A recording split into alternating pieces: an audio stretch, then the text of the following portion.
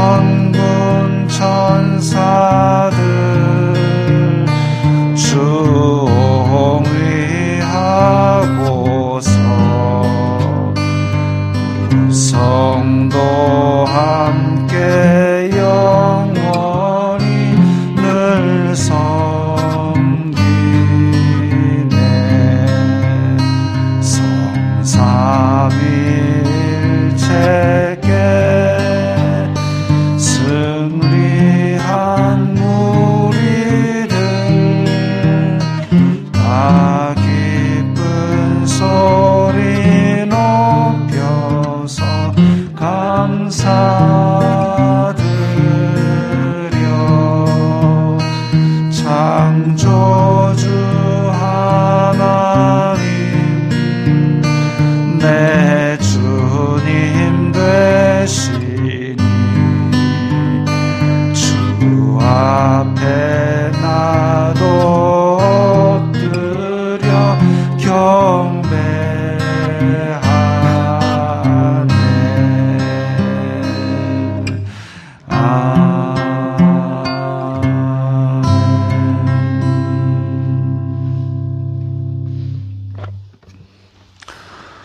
오늘 말씀은 이사야 40장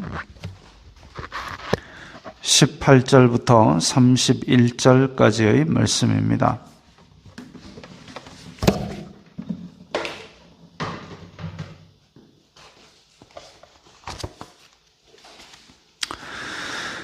이사야 40장 18절부터 31절까지의 말씀 함께 읽겠습니다.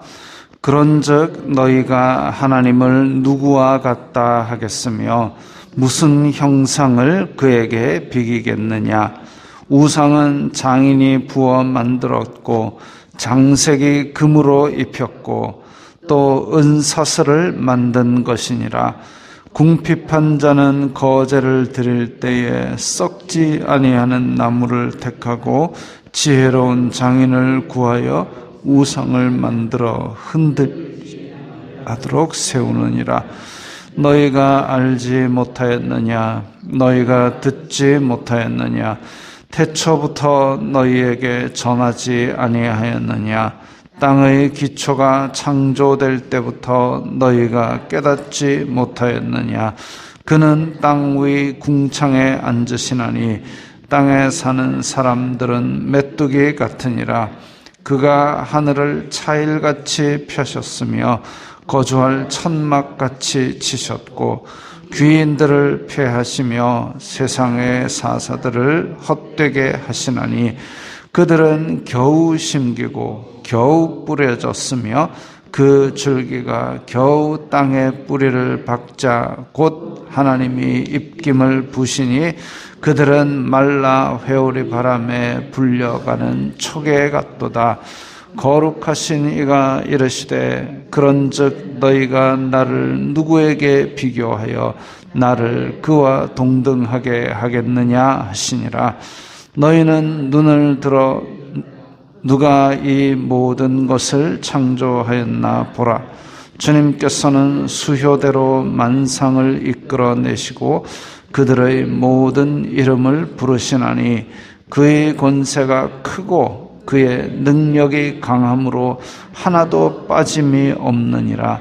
야곱아 어찌하여 내가 말하며 이스라엘아 내가 이르기를 내 길은 여호와께 숨겨졌으며 내 송사는 내 하나님에게서 벗어난다 하느냐.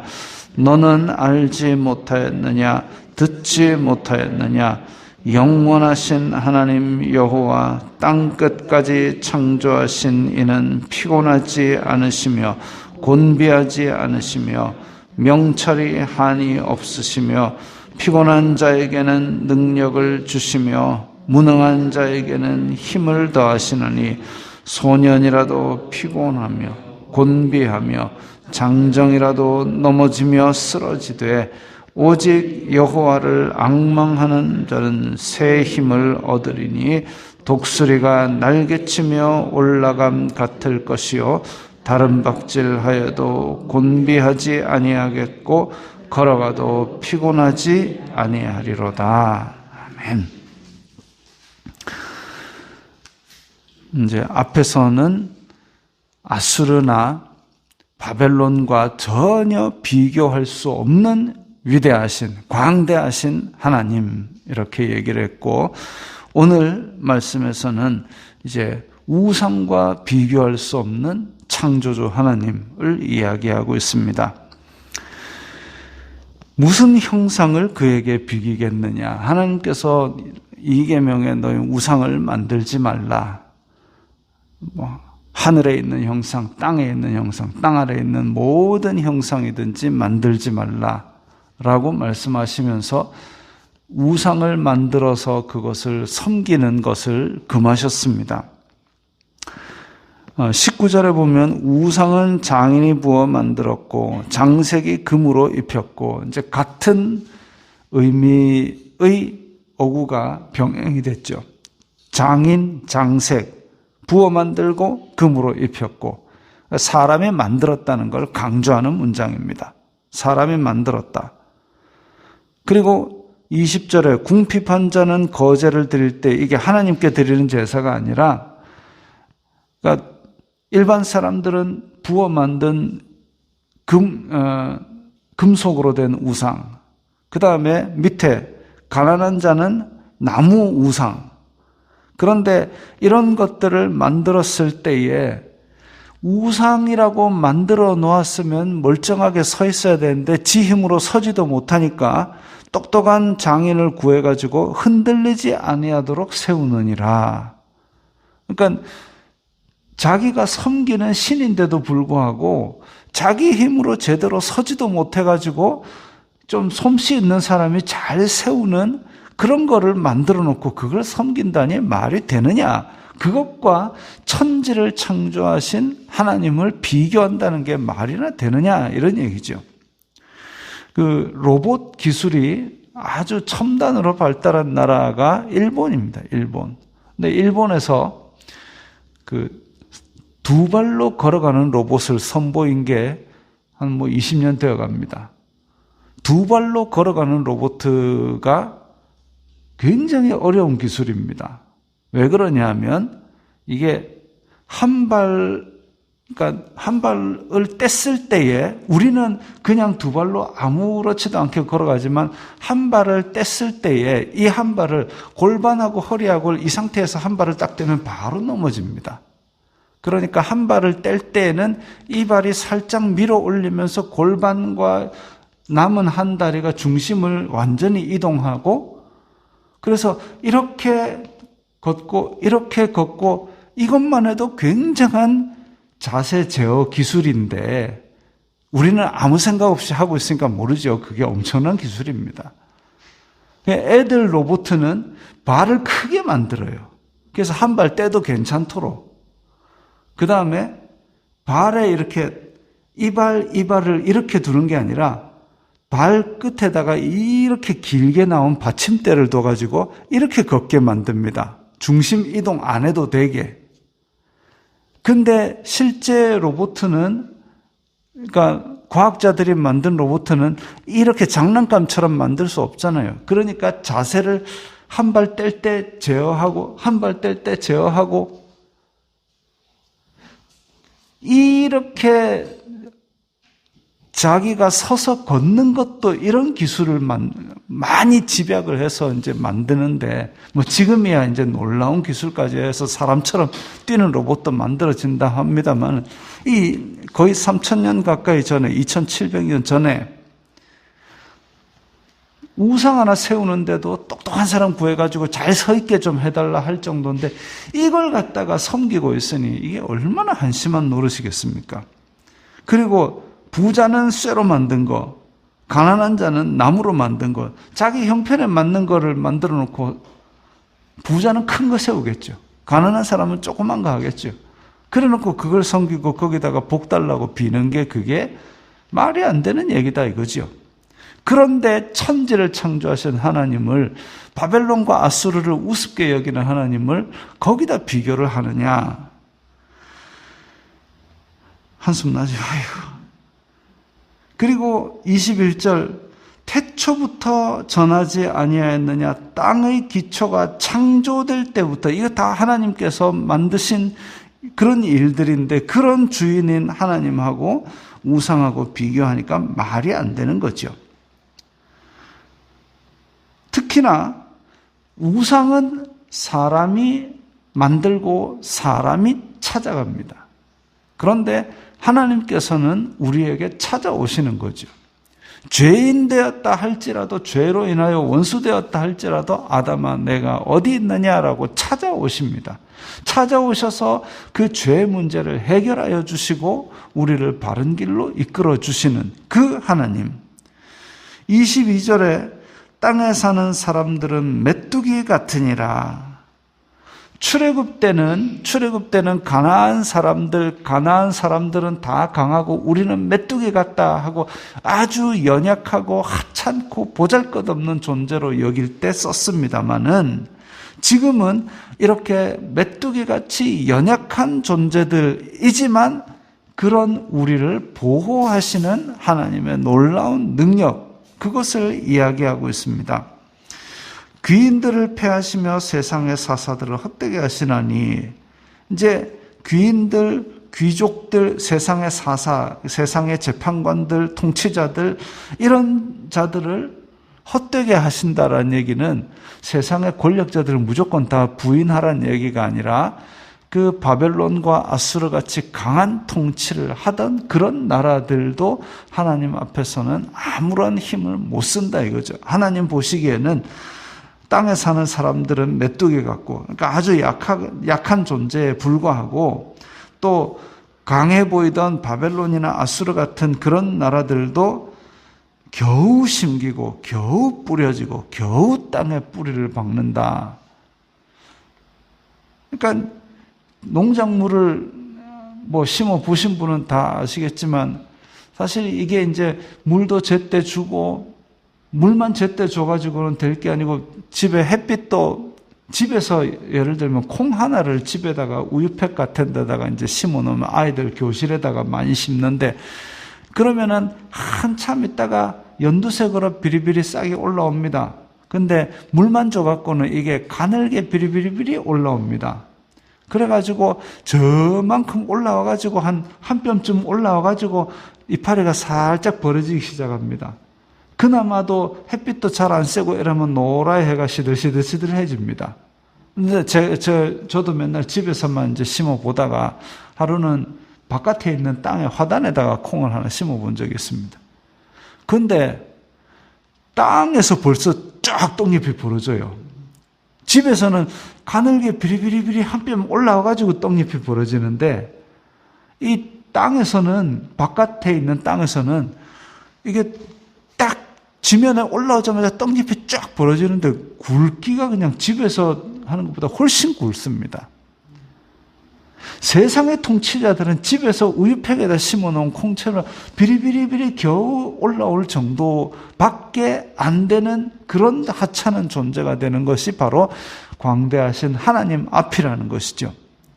왜 이런 얘기를 자꾸 하느냐 하면은 지금 바벨론, 아수르가 한번 휩쓸고 지나가고 바벨론이 완전히 다 포로로 잡아가니까 이스라엘 자손들에게는 나중에 지금 이제 이사야 이후에 바벨론이 쳐들어왔을 때에 너무나 큰 존재로 두려워하는 존재이고 하나님보다 더 큰 존재로 착각할 수 있지만 그게 아니다 이겁니다.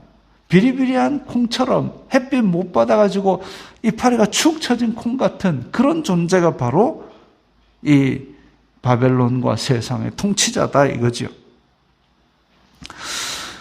그래서 25절에 다시 한 번 더 말씀하십니다. 거룩하신 이가 이르시되 하나님께서 나를 누구한테 비교하고 앉았니 얘들아. 그러니까 지금 세상의 우상들 아니면 세상의 강한 열방들 강해 보이고 멋있어 보이고 우리 하나님은 보이지도 않고 나한테 응답도 안 하는 것 같이 보인다고 해서 그런 자기 힘으로 서지도 못하는 우상이나 비리비리한 콩 같은 그런 세상의 통치자들과 비교하지 말라 이겁니다. 비교의 대상 자체가 되지 않는다. 그러면서 26절에 누가 창조했나 봐라. 이 창조주가 바로 나다라고 그렇게 강하게 말씀하시는 것이죠. 27절에 이제 심각한 얘기가 나옵니다. 야곱아 어찌하여 내가 말하며 이스라엘아 내가 이르기를. 자, 이게 같은 의미입니다. 야곱과 이스라엘이 같은 의미고 어찌하여 말하고 이르느냐. 그러니까 야곱이 무슨 말을 한 것을 강조하는데 뭐냐면 하나님이 내 길은 안 돌보는 것 같아. 이 얘기를 한다 이거죠. 왜? 아수르가 침략할 때도 하나님이 그건 하나님이 건져주셨죠. 히스기야가 내다보니까 싹 다 죽은 걸로. 그런데 그렇게 한번 죽다가 살아났는데도 여전히 하나님께 제사와 더불어 악을 행했던 모습을 우리는 기억합니다. 그리고 심지어는 성전 안에까지 우상 숭배하고 그런 것들을 온 백성이 했던 것을 심지어는 성전 그 옆에 있는 제사장들의 방에서 점을 치고 그렇게 했던 것을 에스겔은 고발하고 있습니다.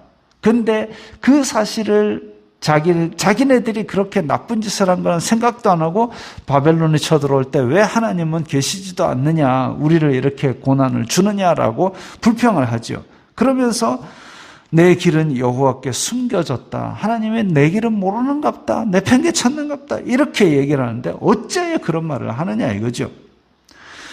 그래서 28절에 너는 알지 못하느냐, 듣지 못하였느냐, 영원하신 하나님, 창조주는 그런 거 하나하나를 이미 다 알고 계시고 이미 다 기억하고 이미 다 보고 계시고 너희들 하나하나를 다 살피고 계신다. 30절에 소년이라도 피곤하며 곤비하며 장정이라도 넘어지며 쓰러지되, 같은 의미로 쓰인 거죠. 소년이나 장정이나 아주 젊은 남자들, 힘이 넘쳐나야 될 그 남자들도 피곤할 때가 있고 쓰러질지라도 하나님은 그런 거 없다. 그래서 우리가 노래로 찬송가로 많이 하던 31절 독수리가 날개치며 올라감 같은 그런 힘을, 하나님을 앙망하는, 바라는 사람들에게, 하나님만 바라보고 소망하는 그런 사람들에게 독수리가 날개치며 오름 같은 그런 새 힘을 주시니까 그 힘을 받은 자는 전혀 피곤하거나 낙담하거나 쓰러지지 않을 것이다. 즉 바벨론으로 잡혀가가지고 고된 포로 생활을 할지라도 그 가운데서도 하나님을 바라는 자들은 새 힘을 얻고 소망을 얻고 거기서 낙담하지 아니하고 다시 예루살렘으로 돌아갈 그런 소망을 가질 것이다. 이렇게 선포하고 있습니다.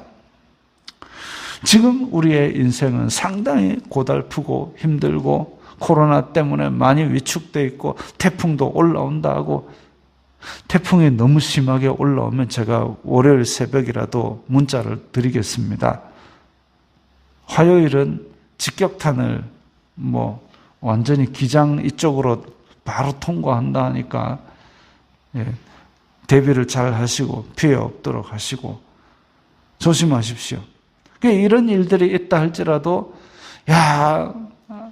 하나님이 왜 이렇게 우리를 들들 볶으시냐 그러지 말고 내 죄를 다시 한번 돌아보고 하나님 앞에 성결하지 못하였는가. 그것 때문에 태풍을 주셔가지고 이 주변을 다 초토화하시는 건 아닙니다만은, 그렇게 내 죄를 돌아보면서 이 나라에 다시 소망을 주시기를 우리는 이 31절 말씀을 의지하고 기도하는 것이 바람직한 성도의 자세일 것입니다. 그래서 오늘도 이런 독수리가 날개치며 올라감 같은 새로운 힘을 주시도록 그렇게 거룩한 주일을 보내야 하겠습니다. 기도하겠습니다. 거룩하신 아버지 하나님, 감사합니다. 세상에 어떤 것도 비길 수 없는 크고 놀라우신 우리 창조주 하나님을 믿습니다. 하나님만 믿고 바라고 소망하는 그 믿음을 가지고 어떤 어려움이 있더라도 새로운 힘을 가지고 날아오르는 독수리 같은 그런 힘으로 잘 견뎌내고 이겨내고 승리할 수 있도록 우리 성도들 도와주시옵소서. 예수님 이름으로 기도드리옵나이다. 아멘.